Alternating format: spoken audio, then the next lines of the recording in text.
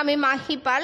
নিতাইনগর জিপির আঞ্চলিক পঞ্চায়েত সদস্যা আফরোজা বেগমের প্রতিনিধি বদরুল ইসলাম লস্করের বিরুদ্ধে সামাজিক গণমাধ্যমে প্রধানমন্ত্রীর আবাস যোজনার ঘর বিতরণের কেলেঙ্কারির মিথ্যা অভিযোগ দিয়ে নিউজ প্রকাশিত করার জন্য জনৈক ইব্রাহিম মোল্লার বিরুদ্ধে মামলা করা থেকে বিরত রয়েছেন বদরুল ইসলাম লস্কর বলে জানান অসম জাতীয়তাবাদী যুব পরিষদের নেতা হুসেন আহমেদ লস্কর।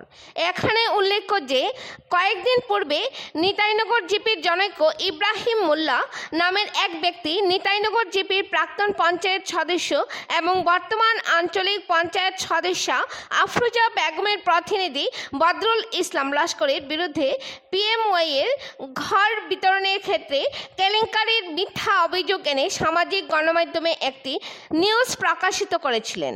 এরপর সামাজিক গণমাধ্যমে এই নিউজটি ভাইরাল হওয়ার পরই নিতাইনগর জিপির আঞ্চলিক পঞ্চায়েত সদস্যা আফরোজা বেগমের প্রতিনিধি বদরুল ইসলাম লস্কর অত্যন্ত অপমানিত বোধ করে ইব্রাহিম মোল্লার বিরুদ্ধে মানহানির মামলা দায়ের করার সিদ্ধান্ত নিয়ে হাইলাকান্দি আদালতে যাবার পথে প্রতিপক্ষ ইব্রাহিম মোল্লা অন্যান্য কয়েকজন গণ্যমান্য ব্যক্তিদের মধ্যস্থতায় বাদীপক্ষের বদরুল ইসলাম লস্করের সঙ্গে আপোষ মীমাংসা করে নেয় এবং তার ভুল স্বীকার করে ভবিষ্যতে এ ধরনের মিথ্যা অভিযোগ এনে গণমাধ্যমে নিউজ প্রকাশিত না করার প্রতিশ্রুতি দিলে বাদীপক্ষের নিতাইনগর জিপির আঞ্চলিক পঞ্চায়েত সদস্যা আফরোজা বেগমের প্রতিনিধি বদরুল ইসলাম এই বিষয়ে হাইলাকান্দি আদালতে মামলা করা থেকে বিরত থাকেন।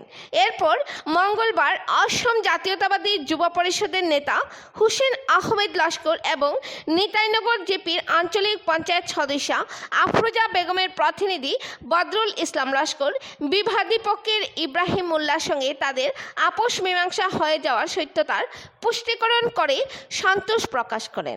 হাইলাকান্দি থেকে সিপ্রিয়ান দাসের রিপোর্ট। আজকে যে আপনি একটা সাংবাদিক সম্মেলন আহ্বান করেছেন, এটার বিষয়ে কি কারণে আহ্বান করেছেন, দু চারটি কথার মাধ্যমে অবগত করুন।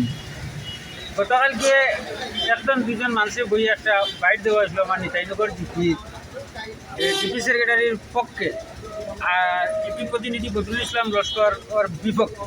কার পক্ষে?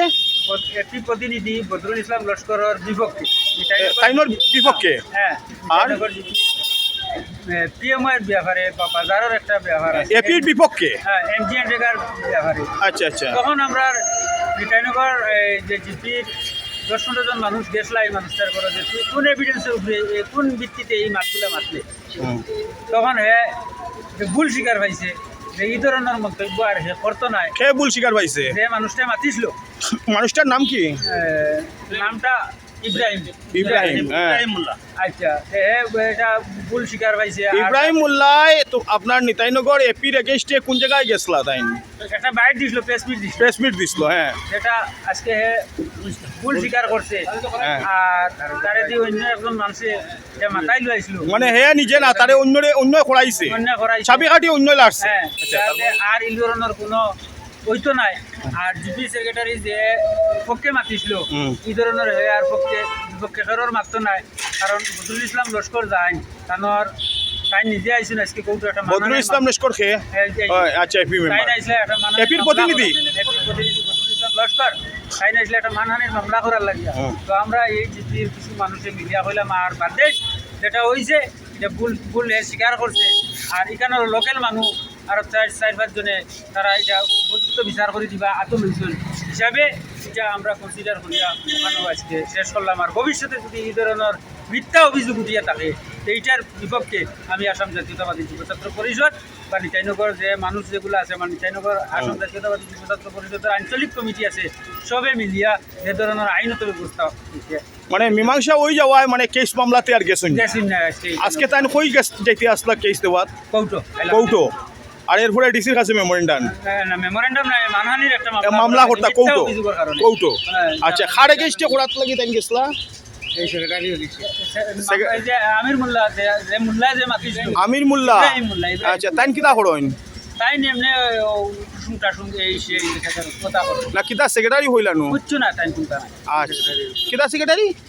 ডিপি সেক্রেটারি আচ্ছা যেটাও হোক, এটা জিপি একটা সেক্রেটারি নি এই যেটাও হোক, এটা একটা সমাধান হয়ে গেছে কি আচ্ছা যাই হোক তাই নামটা কিতাবুল্লাহ হইছেন ইব্রাহিম ইব্রাহিম মোল্লা আচ্ছা মানুষের মিলিয়া এটা একটা সমাধান নিশ্চয় সুন্দর একটা অবশ্য হয়ে গেছে মীমাংসা হয়ে গেছে যার হ্যাঁ। কারণে এটা তো আমরা সন্তুষ্ট হ্যাঁ। আর এইগুলি আমরা ওখানে আচ্ছা আচ্ছা ঠিক আছে ধন্যবাদ তোমার আমি তো জানি না এখন আমার যেখান তো বলিস তান মার কথা কইছ ও তো এখান তারা খইয়া দিতেন তো খইয়া তো তুমি আমার তো খইয়া দিতে আমি তো কই মহান আমি তো মানুষ যারা কইছি এটা মাত ঠিক আছে আমি যেগুলো রেগে দিছিল রে খাইলো করে যে ভাই তুমি পয়সা কোন দিও শুধু আমার ওগুলো পয়সা দেখুন লাগে ওগুন দিয়ে আমি খইয়া দিব পয়সা তো কি করে দিয়া রেগে দিয়া কইলো দি হ্যাঁ রেগে দি দেখাইছিলাম আপনি বল উদা লাগতো না তুমি আমার লগে চলো আমি আমার মাতিবা তুমি আমি আমার খপ করব আমরা দাঁড়াবো তখন আচ্ছা আপনি মাতিব খাইল করুন আমার যে সময় 10টার সময় খাই টানো যাইনি 10টার সময় যা খানো খাই যেটা সময় না তোমার ফোন নাম্বার মারা নাম্বার ইউজ করি তো তুমি দিলে মন করে ডাইলে আমি জানতে পারি ভাই এখানে তোমার আচ্ছা দিব পাল্টা দিয়া দিব বুঝছেন আমরা আমার কথার কথা আমরা যাই হুন না লাগি তারা লগে যাই phone number phone mobile number গুতরা বাহরে তো ফোন নাম্বার ফোন ওগুনি নাম্বার দেন কোনো আছে তো 70 না কত অত ও না না একটু না এগুলো তো আমার নাম্বার আমি আপনার ফোন মারছি দেখি এখন লোন ভাই হবে রেডি রইবার হতো কইলো কইলো দিব মোবাইল নাম্বার কো মারিছি 7099 399 তিনটা নাই ও 62272 তিনটা নাই কি আপনি এখন সেভ না হতো আপনার এজিপি লেখিয়া সেভ করি নাম্বার তো ওগু নাম্বার আপনি এটা ইচ্ছা করি রং কতরা না এই জিপি আমি